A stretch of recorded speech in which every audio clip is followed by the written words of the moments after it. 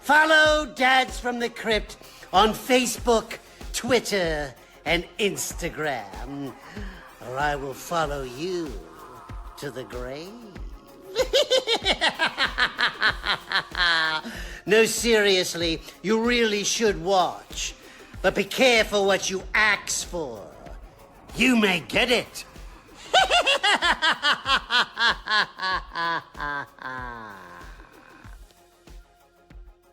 Hello, boys and ghouls. Welcome to episode 131 of Dads from the Crypt. My name is Jason. Tonight, I'm joined by Jody. Hello. And Mondo. Hello. Hello. And we have a wonderful guest joining us. She's a comedian, actress, filmmaker, model, and she goes by Anastasia Washington. Welcome. Thank you. Thank you for having me. Thank you for being here. It was a pleasure meeting you when I did the trivia at the Rated R Speakeasy. That was really fun. I had a blast doing that. I was a few vodkas in, so I definitely sang. Yeah. Well, and you won the second round, the creature feature round. Yes, so, I did. Congratulations. Thank you. Why don't you tell people what you're up to, what you're doing? Well, you know, I have been acting since I was a kid, and so now I'm a stand-up comedian naturally because of all the trauma, and a filmmaker. I don't mean to laugh, but it's so true. It's listen, I'm honest about where I came from. Yeah. This is who we're dealing with. I've always loved horror movies, and I've loved horror content. I was raised by a fellow horror fan. My mom is a huge horror fan, so I was tortured quite young with them, so I love it now. I think there was a few years there I was like not into it, but I grew into it. And now I just, you know, like I do stand up, I work when I can, and I'm always doing my friends' horror films if they let me. Which they tend to a lot, which is nice. Very nice of them. And you were you told me you were in Am's Family, the early 90s one. I was in the first one in the talent show, and in the second one I did all the campers singing voices. So yeah, It's pretty. That's awesome. Cool. That's cool. I'm in a Thanksgiving movie. Yeah, you are one of the best parts of. Oh, that one, yeah. And the most historically accurate depiction of Thanksgiving ever been on film. And probably the most accurate version of Hamlet or Macbeth. Yeah, maybe. I just remember, like, as I grew up and like hearing that song and going, Mom, did you know, like, we were singing like "Eat Me"? Like, that's weird. Like, it's just like, yeah, you didn't know. And I was like, okay. There's a lot of that in my childhood. Oh yeah, you didn't know. But it was such a great experience. Addams Family to me is one of my favorite projects I did as a kid, especially the first one when I was like, you know, on set with Raul Julia, which was the greatest ever. That's so cool. Yeah, and he was the sweetest guy, and I was such a brat at the time. I was like maybe 2 or 3 movies in to my career, and I did not want to wear the costume at all. And Raul was like the sweetest. He like talked to me about being an actor and my responsibilities, and just had lunch with me. Was such a the sweetest dude ever. So nice. Such fun memories of that. I know, he was the sweetest. I love when you have these stars and you think they're going to be really nice people, and they turn out to be really nice people. Just warms my heart. Yeah. I don't really have any complaints about anybody in those movies. I will tell you, they are the sweetest people. That's cool to hear. I really like hearing that. Yeah, I watched it. I mean, I love that movie because I grew up watching that a lot. But then I showed it with I watched it with my daughter because she was running to the Wednesday Addams TV show. So we watched that. Oh yeah.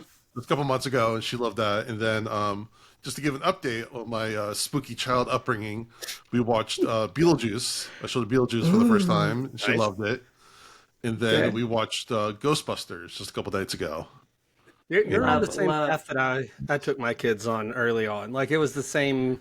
Those are good intro movies. Gremlins was my next step into more like intense stuff from where you're at right now. My mom didn't start me on anything soft like that. I started right out the gate with The Shining. I've told the story before, but yeah, I walked in on my mom when I was like 4 or 5, and she was watching Freddy's Revenge and Nightmare on Elm Street 2, and it was a transformation scene. I still remember exactly the part I walked in on, and she thought it was totally cool for her 5-year-old to watch at 11 o'clock at night. Yeah. Our parents would get along. Yeah, my mom at 3 thought Shining was going to be really nostalgic for me because I used to hang out with Scatman, and he died, and she was like, "You should see the movie with Scatman in it." And then I was like, I don't know if that was a great idea, but it made me who I am. He didn't scare me though. I will say that, like, she was right. I wasn't like scared of his death or him. I was just scared of the furry dog guy going down on the guy in the tux. Yeah, Aren't we all? And I love that the furry dog guy is still like shrouded in mystery. Like, who played this? No idea why. Yeah, actually, That man is in this movie. it's in the book. stop ruining It's in it, the Jason. book, but it's also like just scary. It's just It doesn't make it any better. I don't. In the movie, it makes no sense at all. Like, it just comes out of nowhere. Yeah, I mean, That's there's, what makes it so in creepy. the book, there's whole backstories to the woman in the bathtub and those other guys. Yeah, but in the movie, you're just like, what? And actually, I had that in the trivia, but I thought that'd be too easy. Traumatic. Oh, easy. Yeah, Yes, easy. it's Not hard to something. make. I'll say it is hard to make a trivia for a group of people because you want people to have fun, and get answers, but you don't want to make it so easy that, like, you're at a horror event and people are like, oh well, everyone knows that. Yeah. So it's hard to find a balance. I liked yours. Yours was really good. I go to Dead Right trivia. Yeah. Oh man, that kicks my ass. It does. It's like it's so bloody. It's so crazy. Like, it's like in frame 5 in the background on the TV. What was playing? You're like, what? I don't know. And somebody knows. So for those that don't know, it's a trivia night. I think it's like once a month in Burbank. You have to like pre-register. It's like serious trivia. Mm-hmm. And I went one time, and I knew like just a few answers. It was really, really hardcore. Yeah, I mean, I have a pretty good team. My team is like really like, most of them watch like 80s like slasher films, like they're like just that's their cup of tea, and I watch anything and everything that's like happening now and anything foreign. Like, I just eat it all up, and so it's pretty nice to have that balance, because they'll be like, yeah, I know that 80s slasher film, and I'll be like, okay, but I know that French film. Yeah, that's a good team. Yeah, it's nice. Right. It's nice. I mean, we don't win, but we're up there. If you ever need a sub, give me a call. Oh, we would love that. We would love that. I don't have enough people to make a team or anything, so. Plus, it's intimidating as hell. Yeah, it is. Yeah. All right, but tonight we're going back to the Black Mirror because we're just love, fun, happy times. If we all know anything, it's that I love fun. Yeah, I said before we started this tonight, while I was watching this episode, we've said for years on this show that Jason hates fun, and Black Mirror is his way of showing us all how much he hates fun. Okay, so tonight, It's fun to talk about it after the fact, but my therapist might need some a heads up that I'm watching this series. So tonight we're going into talking about season 2, episode 2, White Bear, which is not my Grindr username. It came out on February 18th, 2013. Jody, give us your plot synopsis. Hold on, the way he threw that joke in there, he had to have had that joke queued up for like forever. Yeah, pretty much. I was like, did I just offend you with a Grindr joke? No. I was like, where did I That was go? a good joke. I gotta give you credit. That was a good one. Yeah, it was. Sorry, I'm back. Okay. Jody, give us your plot synopsis. All right. So with this cheery little story, we open on a woman who, we don't know her name, but then again, neither does she. She wakes up in a house. She has amnesia, and there's television screens in front of her showing this strange symbol on it. She turns the TV off, kind of wanders through the house, finds a photo of herself and a guy, finds a photo of a little girl that she assumes is her daughter. And she takes that little photo with her and leaves the house trying to figure out what's going on, who she is. And as she walks around outside, she keeps running into people who have their phones out, making videos, taking pictures, always kind of on the periphery of where she is. And no one will talk to her. No one will respond to her. No one will react to her in any way. They just keep filming her. And eventually, she runs into a guy who has a mask on with that symbol on it and a shotgun, and he starts shooting at her. So she runs, and she runs into this woman named Jim, Jem, and Jim explains that this symbol started appearing on things, and her explanation is this has like hypnotized people. It's made them into these voyeurs who aren't participating; they're just watching. But some of us aren't affected, and they're coming after us. And so they run into another guy named Baxter, and he also seems like he's unaffected by it. And they go off in his truck together. But then we find out that he is actually one of the hunters, and I think he hits Jim at one point and kind of knocks her away. She runs off, and then he takes the woman and straps her to a tree. And through this whole thing, there are people videoing like around the edges. He straps her down to a tree and pulls out a drill, like he's going to start doing some torture to her with this drill. And she again has no idea what's going on. Through it all, she keeps having these flashbacks. She sees a man, the man in the photograph earlier. She sees the little girl, but just kind of in like scattered moments. But Jim comes back, shoots the man, saves her. And we find out Jim's plan is that she thinks that the signal is being transmitted from this place called White Bear. And they're going to go up to White Bear and they're going to disable the signal, and that should fix this zombie apocalypse kind of thing they got going on. And so they get up to the place, they break in, and while they're there, though, two hunters come in and attack them. And it's a woman. She's got like a lamb mask and like a turkey carving knife, like an electric knife, and then a big dude with a shotgun. And the woman wrestles the shotgun away from the hunter, turns it on him, fires, and confetti comes out. And at that point, the walls of the place where they are open up, and there's a huge studio audience. They're clapping and cheering, and the woman gets strapped down to a chair. Then Baxter comes out alive and well. And this is the point where if you're planning on watching this episode, this is all spoilers at this point. So, you know, if you want to be surprised, this is your one chance. But Baxter comes out and says, "Hey, so now I'm going to tell you who you are. Your name is Victoria Skillane, and the girl in the photo is Jemima Sykes, and you and your fiance, Ian, kidnapped this girl and murdered her and filmed the crime. And after they were arrested, Ian committed suicide in a cell, and this is her punishment. She has her mind erased. She goes through this psychological torment, not knowing who she is, being chased, being photographed, and then she gets this big reveal where she finds out what she did, and then they erase her mind again and do it all over. So they take her back to the compound. People are yelling at her, throwing things at her, like she's on display strapped to this chair in like a clear glass like Mobile car, you know? Yeah. And she's shown a videotape that she took of this little girl who she murdered. Well, she didn't murder, she filmed. The fiance murdered, she filmed. And they put some electrodes on her head, and they're very painful, and they shock her. And that's going to erase her memory and prepare her for the next day as she watches this video. And then as the closing credits happen, we get to see it all kind of like from the production side of things.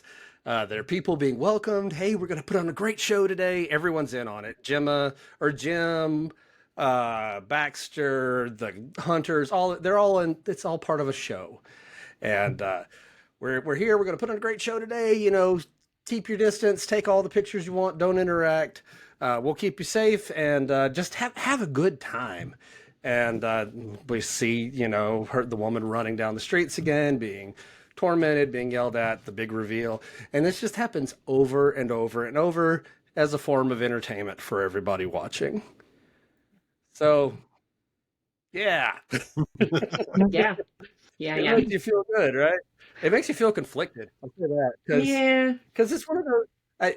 Jason, I know you're going to ask me what I think about it in just a minute. I will say, go for this it. one does do it. What? Go ahead and start. Yeah, this does do a great episode, or a great. Let me get my words. It does a great job of making you feel sympathetic for this woman, and then finding out she did something awful, like awful, awful, awful, so that you know she's bad, but then you still kind of feel sympathetic for her because you spent all this time sympathizing with her through this whole thing. So that it leaves you conflicted, I think is a good way of saying. Like, this is not an episode with clear, like, this is good, this is bad. Torture seems bad, but also this woman did something really horrible, and I don't know. It's a lot. It's a lot to take in. Well, yeah, it brings up the question, like, is it justified to torture someone every day for the rest of their life? You know, when they don't even know what they've done. They don't even know why. Like, it's more for, but at that point, it becomes amusement for other people.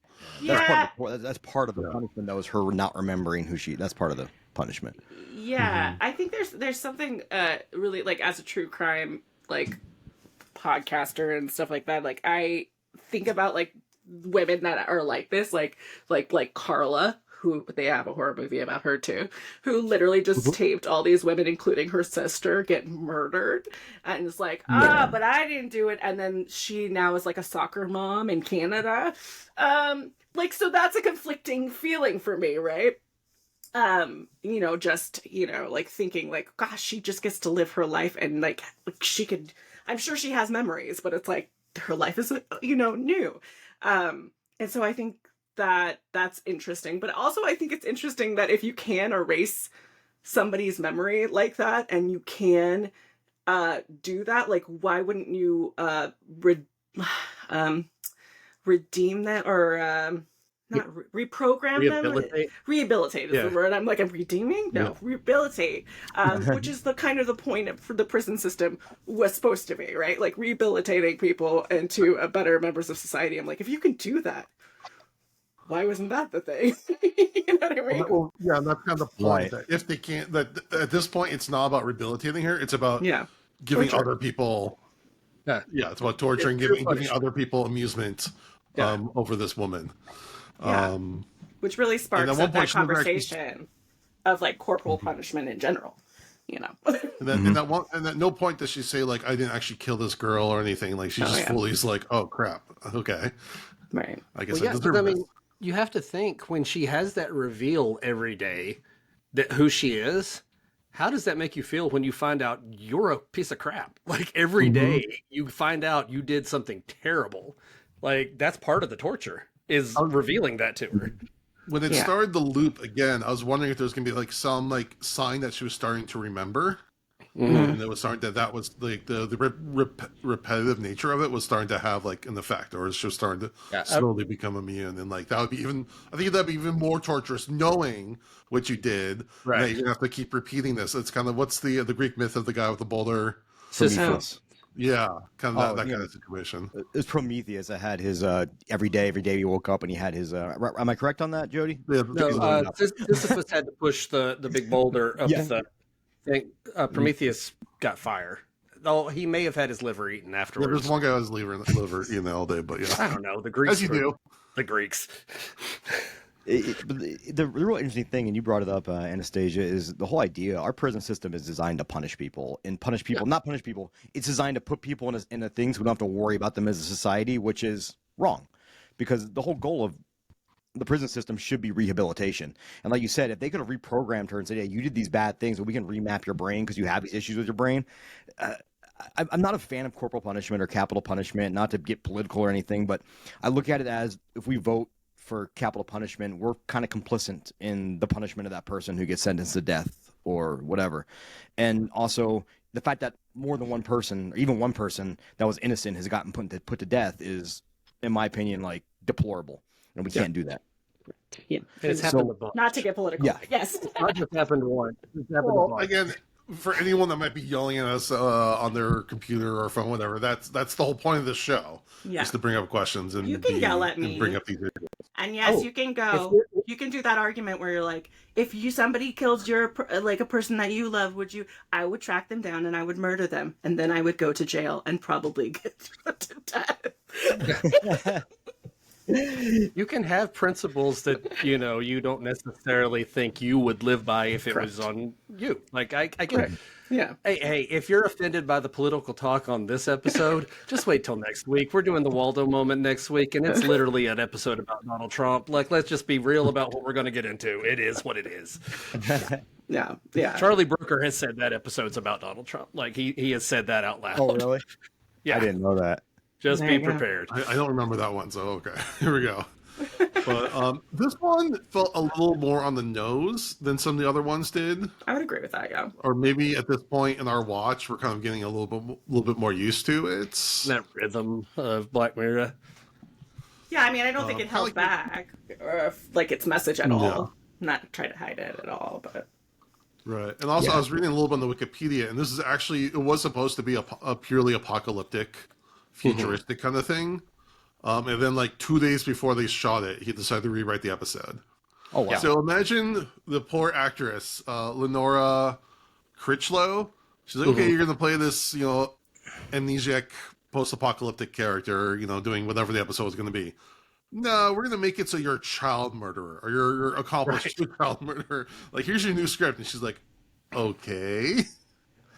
I wonder, as an actress. I think I'd be excited that there's a political statement at the end of that. I don't know. Me personally. Who you are, but I can just imagine some actors being like, okay, how do I play this now?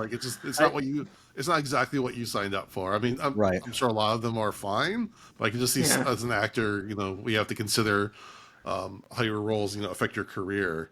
Being handed something like that. I guess you're signed for Black Mirror, it's going to get weird. That's what I was going to say. I was like, if you're signing up for a Twilight Zone episode or a Black Mirror episode, you should know there's some kind of political statement that. And I understand how I have a lot of friends that are like, I wouldn't do this kind of work because I don't want to be seen with that kind of message, and I get that. But I would trust Black Mirror. I think for me.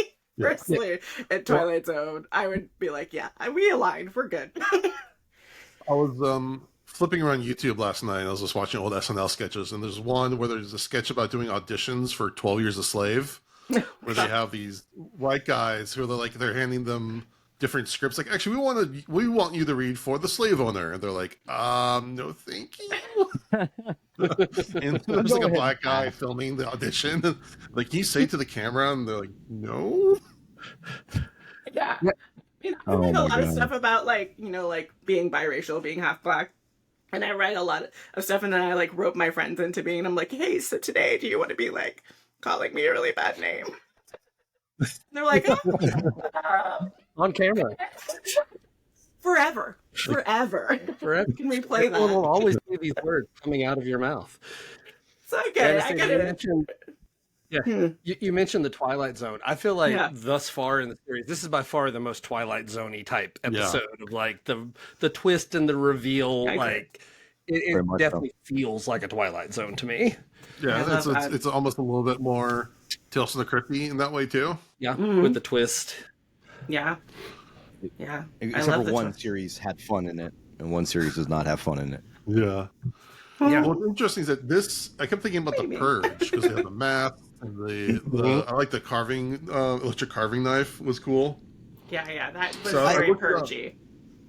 Yeah. So this actually came out 5 months before the Purge came out. Oh, really? Oh, wow. I was gonna ask how far away it was from your next because of the lamb. You don't see a lamb mask. Maybe you do. I don't know. Now I'm thinking about them. I see lamb. No, I think it's not a common thing. Say no. I don't think I ever saw it before your next. So I think that's probably the first time I ever saw that one. Yeah. I'm looking up. I feel like that was or at least it's the most iconic. I'm sure they use it in some kind of folk horror type thing because it makes sense, or some New Zealandish movie. Yeah, something like that. But I'm like, yeah, your next was 2011. Oh, so this is 2 years after your next. which Okay. that makes me feel old thinking that was I didn't realize I was 12 years old. Wow. Yeah, it does. It did feel a lot Wicker Man. Like, there's something that they're kind of setting her up for. And then also there's the whole thing about the woman that she's with, Jem. Like, why is this woman's obviously a drag on whatever she's trying to accomplish. So why is she bringing her with her? Like, what's the benefit of keeping this woman with you? Yeah, leave her at some point. Kind of, yeah. Well, I think that's just trying to be like, she's trying to give her that human kindness, that human warmth in order. I think everything they do, the whole goal is to make it that much worse for her at the end. Right. To make it more painful. I'm saying, but that was like a tell for me that there was something bigger going on. That there was an actual guide.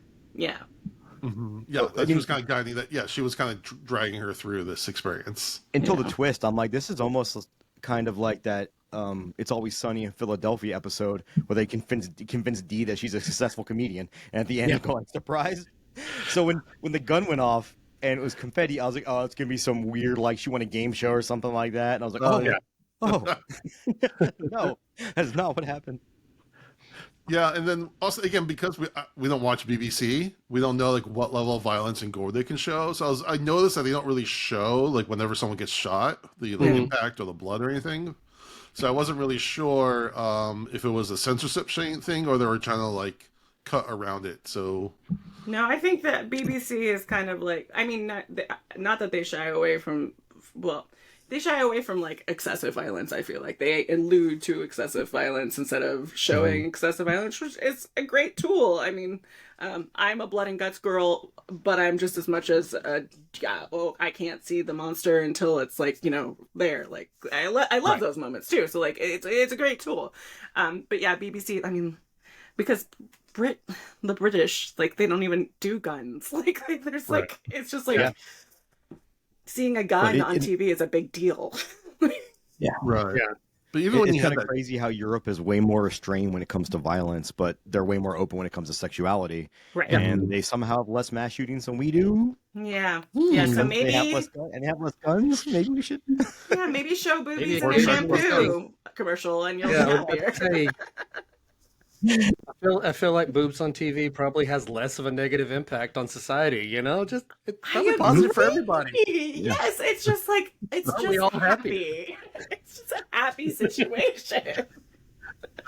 But also that part where he pulls out the drill and puts it behind her head, like he's not going to do it, but man, that's just like some tension. Like this is also, I think, by far the most horror centric episode we've seen. Like that first part before the twist. Like you could relate it to like a lot of 70s like exploitation films and things like that of the woman running and being chased. Like it's pretty freaky. Like it. Yeah, it had very good visuals for horror. Very good one. Yeah. Very well made.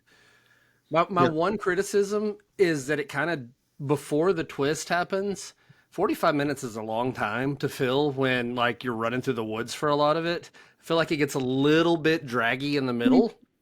But if they just tightened it up a little bit, I wouldn't have had that problem. Like it's nothing. I watch lots of movies that are a lot longer that have a lot more filler in them than this, but I just felt like maybe it could be tightened up. I felt like it didn't bother me. I felt like by the end of it, I was at no point that I was ever looking at the clock and seeing how much time I had left. Part of it is I remember watching this 10 years ago, and I remembered the twist. So once you know the twist, everything else just kind of build up. Because you already know what you're getting. Yeah, I did not remember the twist at all. I don't know why.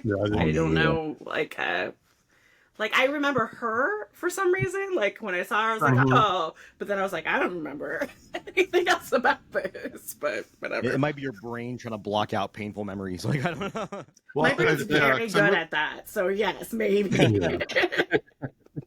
Well, because obviously when I watched this, it was like on Netflix. So I was probably watching them back to back. So I probably watched it right after watching the Be Right Back episode, which is such like a stab in the heart that like compared to that one, I was like, oof. But this one's directed by Carl Tibbets. He did the movie called Retreats, and he also did an episode of Hemlock Grove. Oh, okay. So we got some talent there. I was like, Retreat, yay, Hemlock Grove. I was looking at Retreat, and I don't remember it coming out, but that's a great cast. Really good. Cillian Murphy. It is really, really good. Okay, I'll have to put it on my watch list. It's I mean, I would say it's fun, but nobody else will say it's fun. I'll say it's fun. Well, you're in the company that thinks that is fun. All right. Victoria's played by Lenora Critchlow. She was in Horror Noir. The series, not the documentary, but the series. Right. Anthology. Baxter is played by Michael Smiley. He has a great little resume. So he's a friend of Edgar Wright and Simon Pegg. Yeah. So he was like a background zombie in Shaun of the Dead. He was also in the short they did for Grindhouse Don't. He was one of the freaks in that. I was like, why do I recognize him? Okay, now this makes sense. No. Well, just wait. So he was in one of the ABCs of Death shorts. He was in The Hollow. He was in The Lobster. If you haven't seen that, poor things, go see it now. He was in Rogue One, and he was in Kill List, and he was in The Nun. So yeah, I added Kill List to your list there too, because that's a very British folk horror-y kind of thing, and that man has a face for folk horror. Like he just looks like a folk horror guy that's creeping around in the woods somewhere. What a compliment. Kill List is another movie. I don't mean that in a bad way. You know, character actors are an important part of Hollywood. You should be in a folk horror movie. That's right. You have a face for the rest of your career. I hope so. Then You have a face for murdering people in the woods. And then Jem is played by Tuppence Middleton. She was in The Imitation Game, Jupiter Ascending, Sense8, Possessor, and Monk. I'm not sure how to pronounce that one. So again, solid cast. Great. Great group of people in this one. I was like writing down Kill List. Kill List is great. I'm putting it on my letterbox right now. Cool. It's another film that there's a gut punch in there. You're not going to feel good in watching Kill List, but it's really good. Promises. Don't threaten her with a good time. Yeah. Hey, I mean, isn't that how horror fans react to stuff? Like, we're like, hey, Always. this movie's really rough. And you're like, yeah. Yes. When somebody comes up to me at a party and is like, oh, I heard you're into horror. Have you ever seen this movie? It'll mess you up. And I'm like, really? I'm going to watch it alone. Let's do this. Like 2 a.m. Yeah. I still have people Sometimes that'll it's ask me- not a good idea, you know? Sometimes it's not. I still remember when I watched The Strangers in the middle of the night, and we had like birds in our wall that were like pecking on the inside of the wall, and it sounded like a hand knocking on a door. I was freaked out all night long. Well, It was a bad night. the birds itself, just I'm not a bird person. Birds would scare the hell out of me, so I'm done. You should just let the family there and gone to a hotel just in case. Yeah, just in case. Fair enough. Guys, you're on your own. By yourself. Daddy. Because you were there, I'm not there, so I'm safe. Yeah. Fair enough. All right. Any last thoughts on this episode before we do our rating? No? Okay. All right, so we do ratings of 0 to 5, 5 being the best, 0 being the worst. You can do half points. Jody starts off. I feel like every time I do one of these, I'm going to say like 4.5 because they're all so well made, but they make me feel bad at the end, so I can't go full 5 because I didn't have a good time. I feel sad. So 4.5 is where I land here, just like every other time I've looked at one of these. All right, Anastasia. I was gonna go 4.5 too. You know what? Yeah, I'll go 4.5. I think they're well done. I liked the tone of it. I thought the acting was great. It messed me up and made me want to fight people a little bit. So I think that's always a great half point there. Armando. Hive mind here. I am also at a 4.5. Can't quite give it a 5 because, like Jody said, I felt like I want to just take a long walk and never return to my house after watching this. So, but it's still like Anastasia said, well acted, well done, well written. So great episode. Yeah, probably wants to be contrarian and do a different number, but I'm going with the 4.5 too. Yeah, I can't. There's no real fault here. Just all around great episodes. Just maybe missing a little bit of that special sauce that some of the other episodes have. But it's a great episode, great acting, great directing. Nothing to really fault it. And again, it generates good thoughts and conversations and yada, yada, yada. And that's what good horror should do. Start really cool conversations. Yes. and I'm fights with with your you. family. Exactly. You're not fighting with your uncle after this. Yeah. If you're not showing this at Thanksgiving and fighting, I don't know what's going on. We should do a list of like top movies to show at Thanksgiving and start fights God. over. Casual family gathering. Let's watch this episode. That's a statement on the capital punishment system and and the prison. Gosh. Sure, we'll all agree. Oh gosh, First, I can martyr. hear my family just yelling at each other. It's great. Well, you said you're from the South, right? Or at least My- your family is? My mom's from New Orleans, or as she would say, New Okay. Orleans, Louisiana. And then my dad is from Chicago, so Midwest. And then I was born in Los Angeles, so I have the worst, weirdest accent in the world. Oh no, you're right. No, you sound fine. I say I'm like just thinking and about proud. family reunions. As a Tennessean, I know which topics are going to cause some trouble at family dinners, so I get it. Yes. And also just every single nationality in my family. We have like Mexican, Japanese, Filipino, white, and then my dad's black. It's a lot. It's a lot of conversations to have for sure. But fun. That has to be some interesting times, though. I It respect is. this. But the food is always banging, so that's all that matters. Yeah. Oh yeah. Like, oh, bet. yes, fight. No. Go for it. All right. That needs to be my Mondo, goal. If I had a bunch of brothers and sisters, I would just urge them to marry someone who's from an area that I like the food and like, you should go meet this guy. He's from Thailand because I've Yes. been eating Thai food. Connections together. Yeah. I Love can it. start encouraging my kids when they get older. Like once Do they get it. a little bit older, like date internationally. Find you some people with good food in their culture. Food. It's important. Jody's going to their dating app. Jody's going to the dating apps and like messing with the location settings. I love this. Yes. Excellent. Thank you for this idea. I'm in it. Like Okay. I'm Mexican and my wife's European, and she likes spicy food because if she couldn't take Oh, pepper on good. food, that'd have been a deal breaker at the beginning. Yeah, that would have been hard. Like, Like, granted, my level of spice is a little bit higher, but I know how. But she'll eat spicy food, just tone it down just a little bit. But she's not one of those like mayo is too spicy kind of people. my gosh. I took some friend to a Jason. restaurant and she was like, oh my God, these beans are spicy. I was like, there's no spice in these beans. I don't know what you're talking about. What are you tasting that I'm not tasting? I'm like, I don't, okay. There's a weird gene that I mean, you I'm have. I'm the person. I whenever I grab dinner, the first thing I do is grab a bottle of hot sauce out of the fridge. I don't know if I'm going to Sure. use it, but I need it just in case. It's a safety. know, It's a Be safety. prepared. Yeah. I went to I went to this like Mediterranean place for dinner tonight, Zach House for those that know. And there was like a Mediterranean style of like cucumbers and olives and onions and stuff. But on the side there were jalapenos. Yes. Nice. Wait, I'm like- jalapenos or pepperoncinis? I mean, I don't know, Jason, how well you know your Mexican food, so No, it was a jalapeno. okay. I'm like, this is LA. You have every meal, no matter what nationality the food is, There's they jalapenos. have to have a jalapeno somewhere. And an Yeah, that's very avocado. LA. Add avocado, add jalapenos. Sure. Do it. I mean, I tell you what, when I grill on my Blackstone, I love just chopping up jalapenos in halfway and then just putting them on there. And especially if you have someone that doesn't like spicy food, the longer it cooks, the heat dissipates, and then you just get the flavor from it. Yeah, you have to mild your jalapenos. I don't know if people know this, but I grew jalapenos for a while, and then way.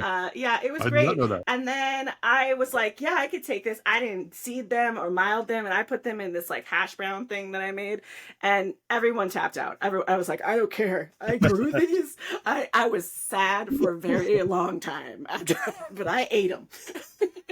Well, and the crazy with jalapenos are sometimes it's a coin flip. Like it's just kind of you're just guessing and seeing how hot this one's going to be if you bite into it. Yeah. I still remember my dad was always a pepper guy. Like he would eat hot peppers on everything, like 50 bottles of hot sauce around our house, that kind of thing. Yeah. And the first time we ever encountered a habanero pepper, because they weren't around for a while, like they were newer Right. in the pepper world. And the first time he ever encountered them, somebody had grown some in their garden. And he was just kind of munching on it, like had the pepper, and he like ate half of it, and he was doing fine. And normally the tip of the pepper is the hottest part. Well, he popped the last half of it in there, the habanero, the top of it, like where the seed is, that's the hottest part. And he just sat there, like not moving, not talking, and I just saw like one tear just like run down his face. I'm like, oh gosh. And I handed him that pepper, and then I like touched my face, and I'm like, I'm burning from touching it, and you are eating it. Years ago, a friend of mine did a hot sauce party for his Super Bowl party. Oh, yeah. And there was some they recommend you put a toothpick in, you touch it to your tongue. So I did that. I'm like, how bad is it? Can it be? Just a minute later, I'm like, not too bad. 3 minutes later, felt the saliva building up in my mouth. And then 6 minutes later, I was like, I would seriously just jump off a cliff right now. If there's a cliff in front of me. This is fucking terrible. You gotta drink milk after. You gotta drink milk. Or vodka. My wife and I, we were in, I think it was in Gatlinburg. We went to like a pepper palace that, it has all the hot sauces and salsas and all that stuff. And we tried their like, this is for the adults only salsa. And we had like, a little, there's some the kids can try. But then there's like an 18 and over section of peppers. And we tried a little bite of the salt, like a tiny little like dip a chip in there and bite it. And both of us were like sitting by the water fountain in this mall, just like crying, like trying to drink water. Like we feel sick to our stomach from this one bite of this stupid chip. I was actually in El Segundo for work and went to a Thai place. And I ordered the food and spice level 1 to 5. I'm like, just do 5. I want something spicy. And she stopped and was like, 5 sure about that? is spicy. I said, I'm Mexican. She goes, oh, okay, it's fine. And then she went and got it for me. I don't know, Asian spicy, like the spicy Asian like part is like a whole nother level. It's a whole nother level. Yeah. Well, I love Thai food, and I used to get 5 stars. I can't handle 5 anymore. I go 3 stars. I can't do it. I'm usually 3 or 4. I was having a day. We all have those days where you're like, just listen, pour the hot sauce and keep it pouring. Yeah. Keep the bottle. Just fuck my life up. Let's do this. And then you watch a Black Mirror episode while you're having that. I don't care anymore. That's what you need after, just to make yourself feel something. Yeah. All right, Mondo, song of the day. Alrighty, so I picked a song by a band called Malevolent Creation, Florida death metal band, started out in the early 90s. And this is from their album from 1998 called The Fine Art of Murder. And the song is actually a ballad. It's an aggressive ballad. It's heavy. Oh, okay. But it's called a Day of Lamentation. Because I think that kind of encapsulates what this episode is, where every day is a day of lamentation at the very end. And yeah, man, this is an episode that's going to stick around with me for a long time. And this is an album I constantly go back to. It's one of my favorite death metal records of all time. It's probably not a lot of people would argue that, but it's one of those things where I think I was 15 or 16 when I picked it up. So it's always been, kind of ingrained in my brain. Yeah. Nice. I just thought it was a cool artwork and a cool album title. I'm like, yeah, I have to buy this. And then that's how it was back in the day. So sometimes that works out. Yeah. Well, just so you know, Mondo, I was talking with my kids the other day. I have said many times, I am the least metal member of this this crew here. But there is occasional little bits of metal that creep into the music I listen to. So sometime when you're not going to be here, I'm going to get Jason to do a Japanese anthology, and I'm going to throw baby metal in there just to fuck with your playlist. Like, that's all it's going to do. I've already, if Morrissey's in there, fuck, like I can deal with anything. I don't care for baby metal at all, but the fucking gatekeepers, that'll be like, nah, they suck, they're not metal. Who cares? If people have a good time and they're having a good time, let people have their good time. It looks like I only want baby metal if there's actual babies playing metal. Yeah. That's it. No, it's if you don't know what baby metal, it's like Japanese schoolgirl type, like poppy stuff mixed with metal. Like that Lady Beard guy, like Lady Beard, wasn't that one of the? Do you remember that guy that used to dress up as a Japanese schoolgirl, and he was like a full grown man, and he would do like it was. I can picture it. I need to. It was like Lady Beard or something. It was his name. Maybe I'm wrong. You are correct. Yeah, Lady Beard. That's the name. You're right. Holy shit. he was so fun. We're all learning tonight. And then he went solo. He left his girls and he went solo. So. If you had a fun band, back when I went to Milwaukee Metal Fest in 2001, not to date myself or anything, there's a band called Yellow Machine Gun that played there. And Yellow Machine Gun were all these small, younger looking Japanese girls and just playing fucking killer, like hardcore heavy metal. Nice. And it's always cool to see, especially in such an, I guess, gentrified genre of music is the best way I can put it, is when you see people who are outside of that don't fit inside that box making good music. Yeah, love it. Yeah. Oh, while we're talking, shout out to our friend Chris Gardner, because I went and saw Tool last week with him, so that was a good time. Oh, my buddy offered me tickets to yesterday. I turned them down, just saying. I don't like Tool enough to go see him in concert and spend 3 hours of my day. I'm sorry. Or 6 hours. I don't know how long is this Tool show, like 6 hours? No, it's only 2 hours. Actually, they didn't play anything off of Enema, so... Oh, and shout out to Maynard James Keenan for getting his black belt in Brazilian Jiu-Jitsu. Oh, yeah, I was going to mention that. Yeah. Because, we have to bring it up, so everyone can mark their bingo cards that Mondo brought up Jiu-Jitsu. Every time. All right. Bingo. Jody, horror news. We got some good stuff. Bingo. All right. I got some good horror news tonight. First, let's start with announcements, things like that, like we always do. First off, Dan Trachtenberg is going to be making another solo Predator movie called Badlands, and they haven't really revealed anything about what it is. But I loved Prey. Prey was one of my favorite movies that year. I love it so much, and so more Dan Trachtenberg, more Predator. 100% in on this. I'm very excited for it. Agreed. We've got we always have to touch on our public domain horrors. Here's another one. Goldilocks and the Three Bears, Death and Porridge is a new slasher movie coming out. Gigi, why wasn't I tapped for this? I saw this person's comment on Twitter that goes, I find it hard to believe that the only issue with bears making porridge is the temperature. Yes. That's fair. That's fair. Well, here's what happens. Winnie the Pooh, Blood and Honey came out. Yep. Worldwide, that movie has made $4.9 million. We're going to see a lot of these kind of movies for a while. Like that movie. The budget was like $200,000, I think, right? It was a small budget. They made a ton of money on that movie. So, horror continues to be a cash cow. So, the public domain horror, we're not getting away from that anytime soon. But you know what? I don't care. Keep making horror movies. As long as you're making stuff. Do a good job. Don't. Yeah. Here's my big advice for all these people doing the public domain thing. Don't try to make a campy movie. Please don't try to be campy. If you try, it's going to be bad. If you accidentally make a campy movie, delicious. Mwah, love it. But it has to be by accident. You cannot do this on purpose. Like, bad movies have to be bad because people tried really hard and it didn't quite work. You know? Camp when it acknowledges how ridiculous it is, though. I do sometimes like that. Yeah. I think the trick is half the people in production think it's camp, and the other half think it's serious. So, like, again, Sleepaway Camp, one of my all-time favorites. There are some people really trying really, really hard. Like, the music and some of the actors are going hard in that movie.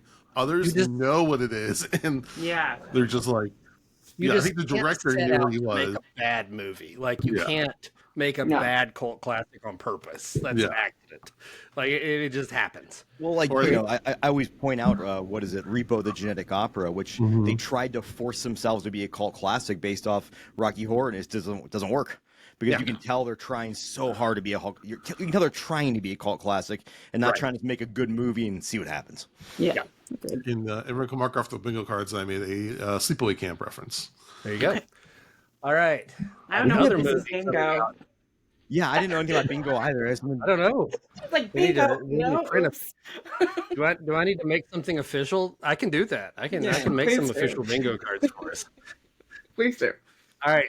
This I am very excited about because it was on my top 10 for the year last year, but it hasn't had a wide release until coming this summer, Trim Season, which is a weed-based horror movie that made it onto my list. I think it was number 6 because I saw it at CFF last year. In Trim Season, they go to trim weed and witchy stuff happens. That's all the description you need. Bex Taylor Claus is in it, and they're fantastic. Alex Esso from Starry Eyes and a bunch of Mike Flanagan projects. It's it's a fun movie. I really enjoyed it. It was one of my favorites of the entire year, and I'm glad it's finally getting a wide release later this summer. Directed by Ariel Vida, who we got to meet at CFF. She was really cool. Really, yeah. I was a big fan of that one too. All right, a couple more things. There is a Bewitched series reboot in the works from the writer of The Boys, the Amazon series about blood and guts superheroes. I have no idea what this is going to be. I just wanted to mention it because it sounds insane. You lost me, but then I'm kind of back in now. So yeah, she could like impale people with her broom. I don't know. It's going to be weird. The Boys comic book is not that good. And what he did with the comic book, I don't like it. I didn't like any of the characters. I was like, I hate everybody. Comic was fine. It was like, it wasn't my favorite comic book. I like the version of Huey that's on the show way more. Yes, this is what I'm saying. The show Huey is much better. Yeah, I think they handle difficult characters better. Yes. Yeah, because that comic, I was like, this is torture. I don't want to read any more of this. And that's not me in comic books. So I'm sorry. But they did so good with this show. So I feel okay about it, I guess. I've never read the comics, and I think I'm going to skip them. Well, speaking of comics, this is a big deal. Okay. Here are my two big news pieces that I've been saving for the end here. Okay. EC Comics is returning this summer. For the first time in 50 years. 50 years. We finally have some new EC Comics, Epitaphs from the Abyss and Cruel Universe. Probably had some rights issues over the Tales from the Crypt name because there's so many people who have a piece of it. Yep. But new EC Comics this summer. That's crazy. Pretty awesome. So exciting. Amazing. So, and they're basically... The EC Comics rights holders are lending the name to Omni Comics, who did like Scott Pilgrim and all those things. So like, it's a cool mixing of a very active, well-known comic company, and of course they're bringing the EC style to that. Yep. So like they released some of the cover art. Yeah, they released some of the cover arts. Looks amazing. It's got the EC logos on the sides, and it's technically called something different, but they're still like it's EC. Yeah. So I am over there. Take my money. Yes, exactly what I said. Take my money. It's kind of early, but I'll say that we'll probably cover some of these at some point. Yes, and that's the thing. Obviously, since we ran out of Tales from the Crypt movies and TV episodes, I want to keep Tales from the Crypt and EC Comics like the heart of this podcast. So, believe me, I'm going to be trying to get every avenue I can to get any coverage on this, and we'll definitely talk about the comics as they come out too. So they are actually working with the William Gaines estate. Yes. Like they're working with the people. Yes. They're doing it right. I do talk to one of the Gaines estate's relatives on a semi-regular basis. And they are very excited. But before we leave comics, can I bring up one other thing too? Absolutely. A gentleman we had on the show did this comic, Return of Kamataz. I can't really see it there. But it was on Kickstarter. I believe now you can go to Grimcore Studios if you want to check it out. But it's a really, really cool comic. Yeah. Just have they released another one yet? I haven't checked. Have they released the next episode yet or issue yet? No, this is the first. The first one I just got mine last week. Oh, okay. As a Kickstarter backer. But also phenomenal quality, and I'm always happy whenever I pay money for a Kickstarter and I get what I paid for. It's always nice. Nice feeling. Imagine That's nice. All right, I've got one more big piece of news that I wanted to talk about. Just before we recorded, like 30 minutes before we got ready to sit down here, I got an email from Chris Dortch, the guy behind Chattanooga Film Fest, with the very first press release for this year's Chattanooga Film Fest. With some announcements. So I want to talk about that for a little bit. First off, this is the 11th year, and we have dates, June 21st through June 28th. That's for the virtual and the in-person part of it. I believe the in-person part in Chattanooga is June 21st through the 24th. It's going to be hybrid festival again this year with both the virtual side and the in-person side. And the theme this year, last year it was Tales from the Crypt this year, it is going to be Twilight Zone. And so there's going to be a lot of Twilight Zone related stuff.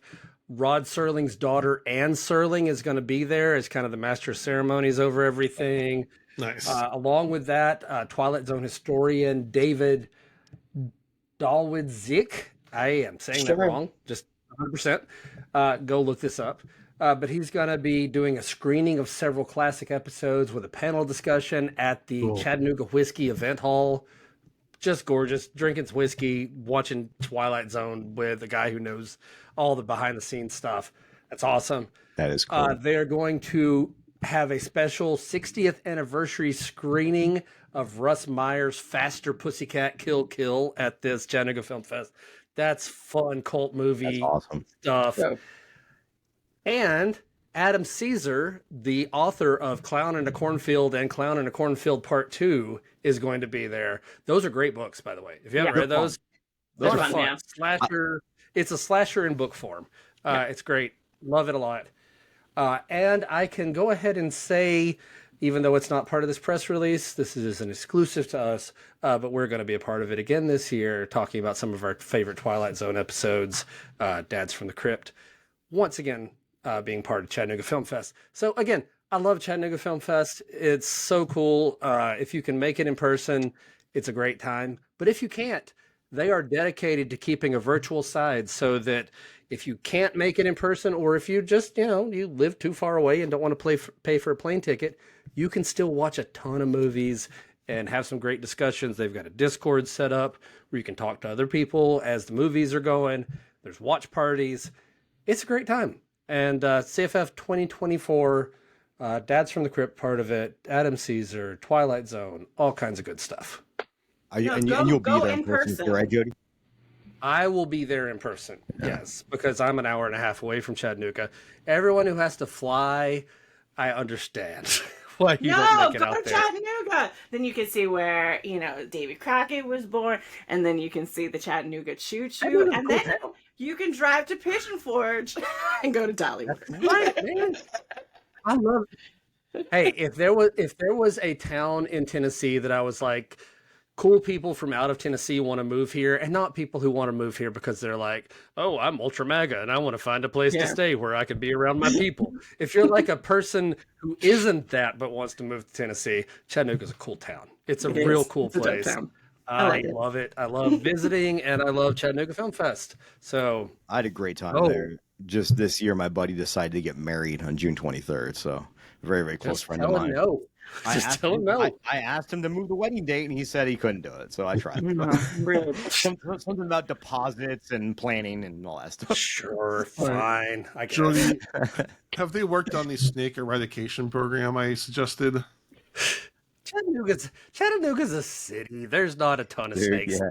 Not a ton. I can't say there's no snakes because, it's outdoors. Snakes. I was about to say, you live in the fucking desert. There's way more snakes out there. Never seen one. There's very few. Never seen one in LA. Oh my God. My dad used to throw them at us and think it was funny. Good God. Yeah. Talk about my worst nightmare. See, where I live, yes. Where I live, you're going to see a half dozen to a dozen snakes every year, just like in your yard. Fine. Okay. I understand if you want to stay away from that. Chattanooga's a city. You're probably not going to run into any snakes. Probably. I need insurance. You're going to have as much probably chance as you would in any big city. And Chattanooga's not a big city. It's a nice, cozy place. But they're here in Tennessee, we wear shoes. We have streets with pavement on them. Wait, shoes? Yeah, we wear shoes. We have book learning and everything. Book learning, not burning. I mean, there's some book burning going on down there too. There is some book burning going on, just to avoid the crazy. Hey, man, I'll be honest about where I live. I mean, if they're doing if they're doing a book burning party, can you just bring a bunch of books by Jordan Peterson and Ben Shapiro and just toss them in along with everything else? Or I don't know. I've never been to a book burning. I don't know if there's etiquette. I just need 100 copies. I haven't either. I'm not part of that crowd. We 100 copies of The Art of the Deal. If we have any hardcore MAGA assholes listening, just send us the etiquette about email Jason about the etiquette for book burning, so we know how to proceed. I'm pretty sure we lost all of them a long time ago, but just in case, which is fine. They're still listening by now. Nailing that. They're hate listening. Hey, a hate listener is still a listener. I'll take them. The algorithm doesn't care. I mean, we say that, but we don't have ads, so like we're not making anything off of them. Like we need to put ads in there if we're gonna have 8 listeners. That's fair. Okay, Jody, thank you for some wonderful news. Really exciting stuff. Chattanooga Film Fest and EC Comics. I mean, I know. Yeah. What a day! What a day! Who would have thought? Okay, Out of Touch Dad. We had a listener send us a word. The word is glizzy. Glizzy. Oh, that's a hot dog. What? Right? Don't they call it? I have no idea what it means. Okay. I mean, something's like snazzy. Not like glittery. hot dog as in Not a euphemism. Yeah, not a euphemism. A glizzy is a hot dog. Yeah, it is. You're right. Glizzy meaning hot dogs. Holy cow! Hold on a second. In the Reddit subreddit are golf. Someone Does golf mean golf? I don't know what words mean anymore. Someone posted this. They said, I know I'm about to sound like an old man. I'm only 33. But what is up with everyone on Reddit using the word glizzy? It sounds horrible. Like, I love a hot dog and beer at the turn as much as anyone, but glizzy is just weird sounding. And someone responded with saying, where is it at? Glizzy originally was slang for Glock or gun in rap culture, and some genius realized a hot dog was similar in length to an extended clip of a firearm, so they started calling hot dog glizzies. Yeah, I'm seeing on here that on TikTok, there's a thing called a glizzy gobbler. It's someone who eats a hot dog really fast. Yeah. Did I ever tell you my hot dog? This is a real thing, apparently. Did I ever tell you the time I entered a hot dog eating contest? Why? No. Stop the show. So we were having a hot dog eating. When I was working for Apple, we were having a hot dog eating contest. And I was like, I don't want to eat a bunch of hot dogs. Can I just have a couple hot dogs? And they're like, no, you can only have free hot dogs if you enter the contest. And plus, you got an extra 30-minute break. So I entered the contest, and while everyone's shoving hot dogs in their mouth, I proceeded to slowly eat my 2 hot dogs and enjoy them. I was the biggest loser, but in my heart, I won. Because at no point did I, yeah. At no point did I lose any self-respect from anybody. And I was sitting there, everyone's shoving hot dogs in their mouth. I'm taking my time, putting my mustard on it, just putting some onions. Like, no. Yeah, this is how glizzy king you. Fuck yeah. I got an extra 30-minute break and free lunch. I think I'm a winner. Savored your glizzy. Yeah. Yeah. And people are like, you're going to lose. I'm like, yeah, I know. I'm just going to enjoy this hot dog. My son loves hot dogs, so I'm going to have to teach him this. Just. I am a big hot dog fan. I like it. It's just one of those classic, like you can't do much better than like a Nathan's hot dog with some mustard and relish on it. Like that's perfect. That's perfect food. But when I was in St. Louis last year, we went to a place called Steve's Hot Dogs in St. Louis, and they had a hot dog flight that had 8 half hot dogs on it that were all their like fancy hot dogs that they put like, one of them had like macaroni and cheese and bacon on it, and one had like New Orleans stuff. Like, it was the best thing I've ever eaten, and I ate every single one of those half hot dogs. I had 4 entire hot dogs for lunch that day. It was a great time. So that was glizzy. I will say that. Like, Put your glizzy on there. Half hot dog was glizzy for sure. If you ever go to At what point the hot dog carts in Mexico, those are they make the bread they use is like a Hawaiian yeast bread. It's kind of sweet. Yeah. Then they put pinto beans on there and salsa and onions and jalapenos, and it's just it's good. Well, my favorite restaurant. Me too. My favorite restaurant I used to go to with my wife. It closed in Murfreesboro, Tennessee. Was called the Dog House, and apparently that's a chain. Like they exist other places. I was gonna say. Yeah, we have Dog House. I love Dog House. Dog House was just the absolute best because they would do the same thing. They would do the Hawaiian rolls, cut them in half, put the hot dog on there, put like cojito cheese and chili, and oh gosh, and you can get hot dog sliders there too, so it's pretty nice. That's right. They had a pastrami hot dog that was fucking amazing. I loved it so much. Anything I can put pastrami on makes me very excited. Yeah. It's like Mondo, the time that you and I here tonight. It's like Mondo when you and I met for the first time at the sausage factory. Wurstkirch. Oh, I like that place. That place is good. Oh, that's so good. They have a lot of good sucks, beers I can't too. eat bread anymore. And you want to know the fucked up thing about not being able to eat real bread is that how much does it cost for a pack of hot dog buns? Like $3, $2? Yeah. To get keto ones, it is $8. Yeah. Such a diabetic. What are you gonna do? Could be worse. So I looked it up. That hot dog flight that I had at Steve's in St. Louis, they had a Chicago style dog. They had Gorilla mac and cheese, which is mac and cheese with bacon and stuff. Bacon cheeseburger hot dog, St. Louis hot dog, chili cheese, backyard barbecue with like baked beans and barbecue stuff on it, Hawaii 5-0, and bacon Jamaican. That was. I'm dreaming about it right now. I'm hungry. So, at what point does it cease to be? What does it cross over from hot dog to a sausage?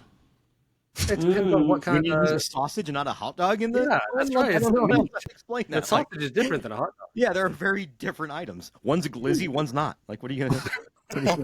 Listen, I think they're all glizzy. Everyone's a little glizzy. I just want to drop this word in casual conversation now. I know. I just looked it up, and like one of my friends that's like a stand-up comedian did a whole thing on TikTok about it, and I was like, "What?" No. Hey, Jody, I'm sending you in Las Vegas. We have this place called Bulldoggies, which is a Korean hot dog joint, and they deep fry their hot dogs. I'm 100%. They're fucking out of this world. I'm gonna send you the menu in chat. I want you to do more than send me the menu. I want you to get one, put it in a box, and send it to me. It may kill me. It may kill me by the time it gets here, but it doesn't smell good. But I'm eating it. No, don't do it. If you guys watch Aqua Teen, this is Aqua Teen, where Meatwad put a bunch of hot dogs in water, and Frog's like, I think they're starting to turn. He goes, when they starts getting stinky, that's when they starts getting good. God. Well, I worked for Target when I was young, and we had the overnight people were a couple of them were just assholes, and one of the guys, there was hot dogs that sat in the break room that someone cooked like on one of those whatever roasters or whatever, and they're sitting in water, and they'd been there since Friday, and this was Sunday. So the overnight guy came in, he goes, "Are these good hot dogs?" I said, "Sure." I didn't even think about it. Went home, and the next night I was closing, and I saw the call out list, and it said like, Ron, 8 bad hot dogs in break room and got food poisoning. I'm like, I'm sorry. No. That's terrible. Hey, I was like 20. It was 20 years ago. It was half my life ago. Yeah. 2/3 of Jason's life ago. Or no, sorry, 1/3 of Jason's life ago. Jason on the age thing. No, Jason looks great for 60. Like, what are you gonna do? We're just slowly pushing Jason's age up on this podcast. I know. Actually, I called him 65 a few episodes back, so I went down a little bit just to be more. Oh, nice of you. Yeah. All right. Dad advice. Anastasia, you're our guest. So we like to ask, what advice would you like to give our audience as a model, filmmaker, actor, comedian? Advice. Let's say, I just like to push this like whole thing where it's just like, as an actor and a filmmaker, you need community. So like, don't be a dick to each other and just like help each other out. Say yes to things and be there for each other. Like, build your community. I like that. That would be my biggest advice. Yeah.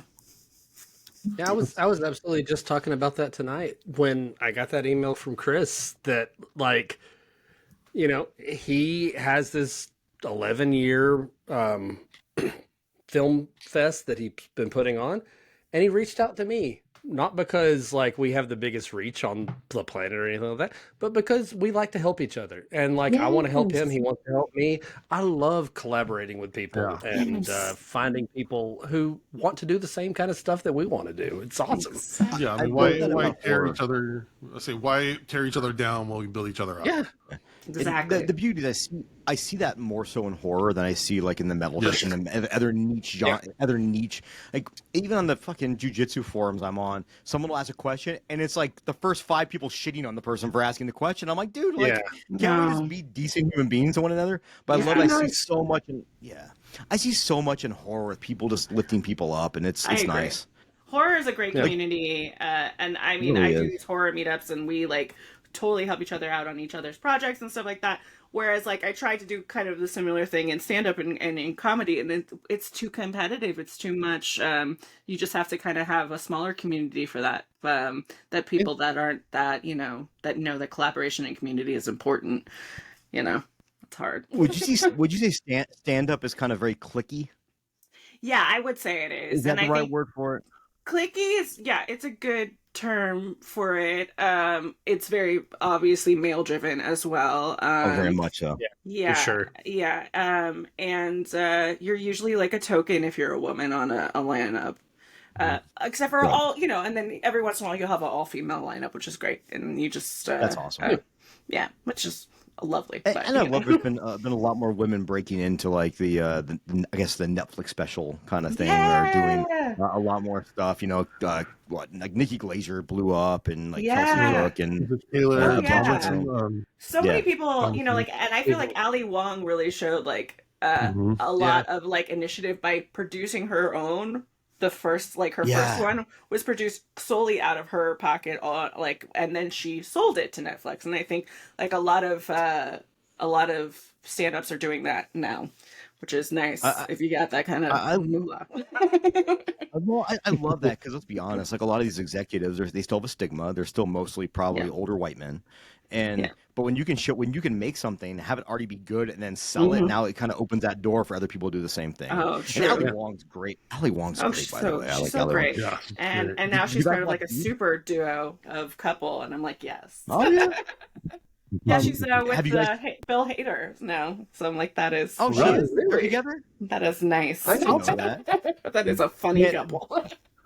Bill Hader is one of the guys that was a great comedic actor, and I saw him in Barry, and I'm like, this guy is just an amazing fucking actor. Period. End of story. Just amazing. God, whole new respect for him, and it was so good. And Ali Wong is also great in the Netflix show Beef. If you guys haven't seen that, I want to watch see that one. I hadn't watched it yet. It's very good. It's like it messes with you a little. It's like you think it's gonna be a comedy, and it gets dark real fast. Yeah. You're like, wow, okay. Did it need to go there? Okay. Like the whole time. But it's really good. After the last episode, I had to go to a pet store and just play with puppies. I'm like, this is fucking like that's fair. That's very fair. Life. That's fair. That's what I'm gonna do. I'm gonna open the Black Mirror like puppy shop or puppy cafe, where after you watch an episode of Black Mirror, you can just come for $5 and hang out with puppies and drink coffee. Yeah, I like it. That's awesome. And we'll drink some Highest Grounds coffee. Some Highest Grounds coffee. Shout out to our friends at Highest Grounds, who don't know they're our friends, but they're our friends. They don't know they're our friends, but they have made me very happy on very many evenings. It's a parasocial relationship. Amazingly tasty THC infused coffee. So check them out. Good stuff. 50 state legal. And it's decaf, so you can drink it at 9 o'clock at night. Have a nice little latte, a nice little nightcap, and feel good. Sweet. These are another sponsor that they don't even know that they're sponsoring us. Okay, well that wraps up another episode. Anastasia, thank you so much for coming on. Where can people find you? What do you want to plug? What's your shows? Oh yeah, well you can find me at Anastasia Wash on most social media, if not at Anastasia W. I'll be at WonderCon with a really cool panel, which I like technically I'm not allowed to announce, but it's a fun horror panel. And when I can announce all the details, it'll be on my social media. But it's a great, it'll be great fun. And yeah, I think that's about it. I don't know. I do too many things, so check my social media out to see what I'm doing and maybe tell me what I'm doing. Yeah, when Jason said you're going to be on, I started looking you up. I was like, oh, she does a lot of stuff. Yeah. I did watch some of your stand-up clips, and they were all good. I love your stand-up clips. Thank you so much. I appreciate that. Yeah, you really do have a knack for it. So I'm hoping that's something you keep doing. Thank you. I appreciate that. I'm gonna keep at it. You know, we go to a brewery here, and every now and again on Saturdays they do a comic night, and it's usually just no one's there to see the comics, but and some aren't good yet, but like I'll never look down on them because you all got to start somewhere, right? Everyone's got to start somewhere and kind of hone that craft. So, I'm a big fan of stand-up. Yeah, I put my first ever set up on YouTube. So if you ever guys want to see it, you grow. I want people to see where it starts. Yeah. So anyway, it's Jake the dog from Adventure Time once said, and one of my favorite quotes in the history of the world. Yeah, he goes, I know exactly what you're gonna say. Yeah, being really sucky at something is the first step of getting really good at something. Absolutely. And I tell people all that time when they come to their first day of jiu-jitsu and they're just getting the shit kicked out of them, I said, this is just your first step. Like, eventually you'll be good. It'll take years, but you'll be good. Yes. So I've nothing but respect because, like, I could not do that. Everyone thinks they can be a stand-up comedian, and then, like, I no chance. It's hard. Well, thank you. It is. It's fun. That's awesome. All right. Well, next week, I'm dragging Jody and Mondo to another Black Mirror episode with season 2, episode 3, titled The Waldo Moment. Be prepared for political discussion. You can't avoid it. It's going to happen. Jody and I are just going to watch something fun and not tell you, and we'll just review that. You just have to stay quiet the whole time. Just watch that. We're just going to do a couple of episodes of anime. Yeah, because we're... I love also very political. But... Hey, the new Animaniacs on Hulu is pretty good. It's not bad. I haven't watched it. I haven't watched it yet. I do love though them rehashing these old IPs but making them for the audience that enjoyed them back then. Like the new people ahead. It's more sophisticated. It's somehow more sophisticated, but it's fucking hilarious. Yeah. They released the trailer for the new X-Men 97. Yes. I'm so excited. Okay, I'm gonna be honest though. The animation looks somehow worse than the old version. I think it's because they're trying. Yeah. So I'll reserve judgment, but the storylines look cool. I'm really excited. I love just that theme song alone just gets me hyped. Yeah. Yeah. Okay, we appreciate everyone for listening. We would really appreciate if you give us a rating or review on iTunes, a rating on Spotify. Check out our YouTube for videos of these podcasts, and check us out on Dads from the Crypt Talk. With that, we thank you for listening to Dads from the Crypt. Adios. You stole my line, motherfucker.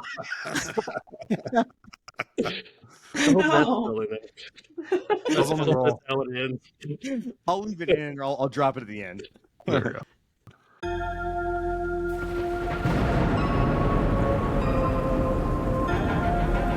Hello, kiddies. Welcome to Dads from the Crypt.